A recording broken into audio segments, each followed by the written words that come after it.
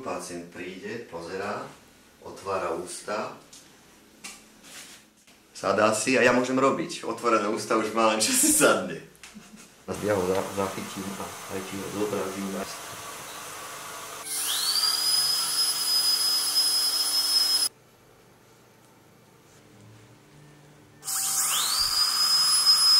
Výborne. Máme dovrtané.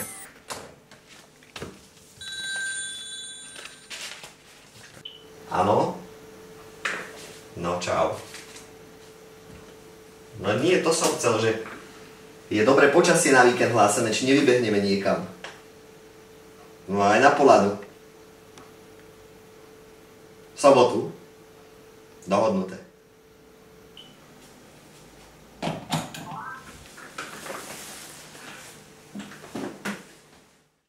Po tme, totálne, obidvaja koncovky v ústach. Nikdy som dlhšie nehral na koncovke, ako ten večer, čo sme išli v medvedej lokalite. Vieš, ako s pištolou na kohútiku, tak som mal pišťalu pripravenú, že budem pískať, keď bude treba. Ale to je taký čipotok. A toto je takýto krúh a potom je to ešte takto. To je vrchy, ale to je vlastne geologicky, to patrí k tomu, čo v tejto podane. Tu sú Ivíny, Trnavy, Ivíny.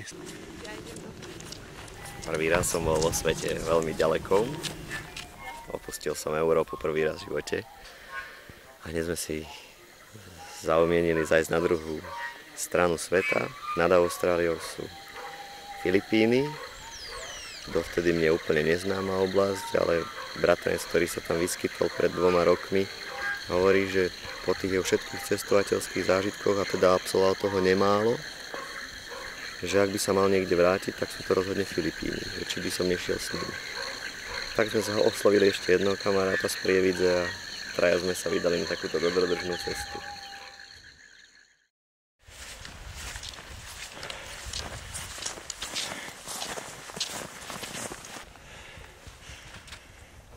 Som do krás Slovenska poslal jednu fotku, vyhral som prvé miesto a odtedy ten vak nosím. A potom som sa rozhodol, že takýto vak si zoberiem na Filipíny. Že nepôjdeme s ťažkou výstrojou, len takouto ľahučkou. Tak som prešiel s ním celé to putovanie. Vak vydržal. A potom som prišiel do redakcie Krásy Slovenska, kde ma nepoznali vôbec. Som im vysvetlil, že ja som ten, čo vyhral kedysi ten vak a prežbieral som ním Filipíny. A tam som hral na slovenskej koncovke. Džungľa.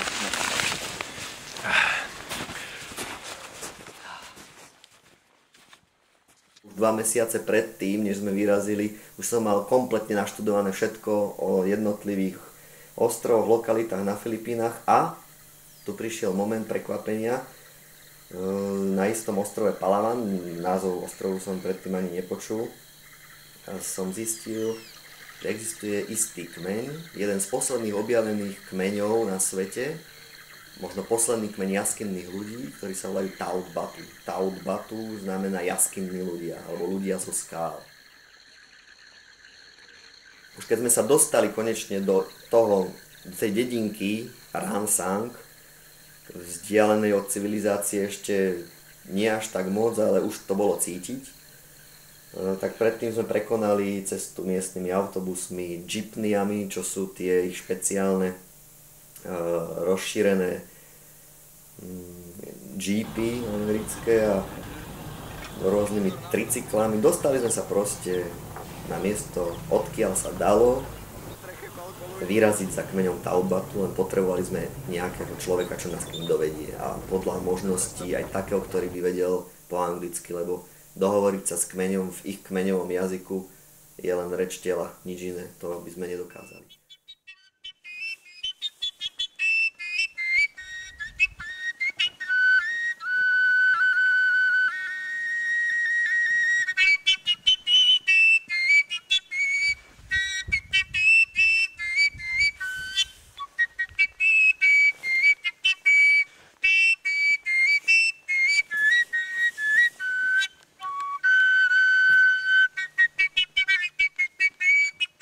Ideálne.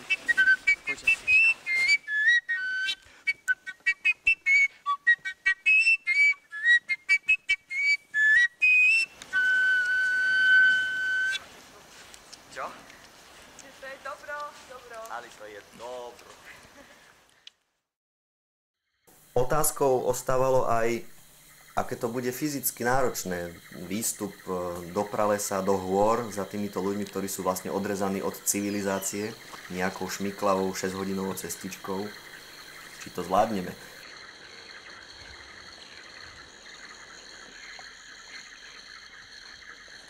My sme neprešli nejakú dlhú vzdialenosť za ten deň. V porovnaní so slovenskými horami priam smiešnú. Ale v tom vlhku, teple a v tom prudkom svahu to bolo dosť husté.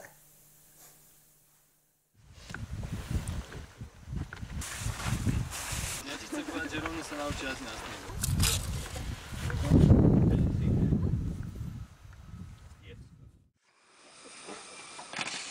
Okay, so you ready eat now? Jeden z takých silných momentov tohto nášho požívania ich plodín bol, keď nám otvorili čerstvé kokosové orechy. To som nikdy v živote nezažil a to bolo naozaj rajská chuť, keď ti sa vlieva do úst ten úžasne šťavnatý, osviežujúci nápoj, ktorý absolútne není porovnateľný s tým, čo by si kúpil u nás v obchode. Ja nejdem ani preč už. Nie je to dobré. Nádhera. Úplne ten mrak chráni kopec celý.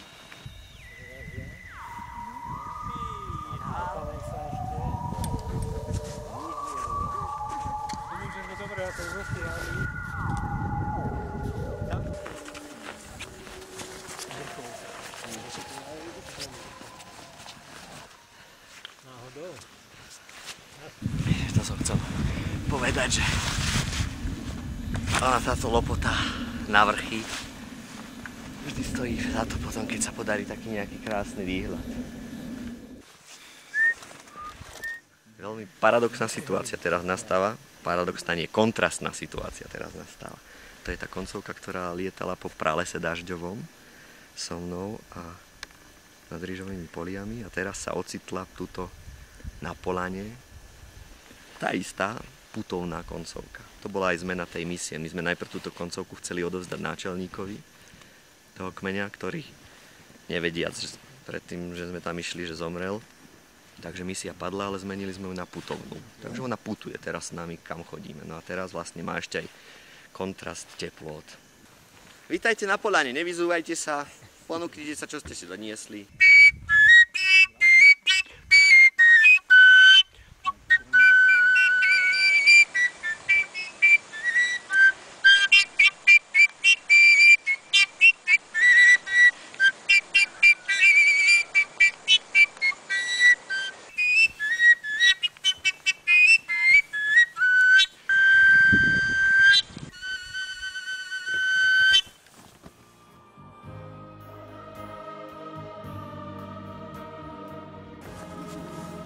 No a ja keď išli... Obev jedno objíma.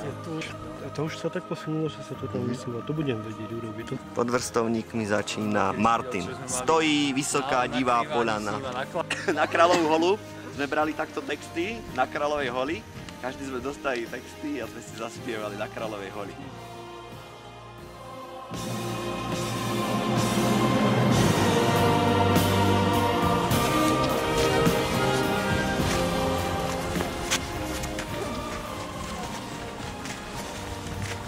Túrička dopadla zase dobre, všetci živí, zdraví sme sa vrátili.